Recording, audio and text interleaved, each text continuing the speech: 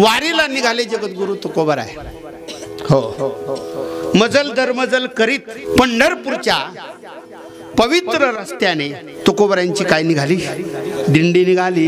ज्ञानोबा तुकाराम, ज्ञानोबा तुकाराम, ज्ञानोबा तुकाराम महाराज।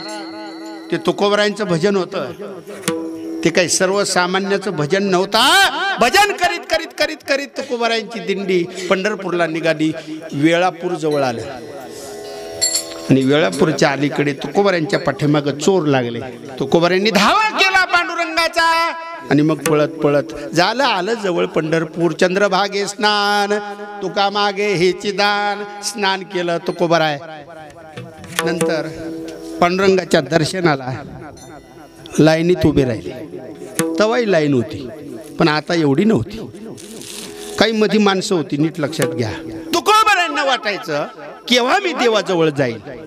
नीट ऐका, हो, तुकोबरायांना वाटायचं केव्हा मी देवाजवळ जाईल। बरं, तुकोबरायांनाच वाटायचं असं नाही, देवाला सुद्धा वाटायचं मधले केव्हा बाजूला होतील। या मधल्यांचीच भानगड आहे, कळलं का तुम्हाला? मधले, हा समजलं? तिकडे मधले मधले बाजूला करता आले पाहिजे। मधल्यांचा घरात घोळ आणि दारात सुद्धा घोळ। तुकोबरायांना वाटायचं केव्हा देवाजवळ जाईल आणि देवाला वाटायचं माझे तुकोबराय, हो माझे तुकाराम महाराज माझ्याजवळ केव्हा येतील। आणि तुकोबरायांना वाटायचं देवाजवळ केव्हा जाईल। ही तळमळ कोणाची?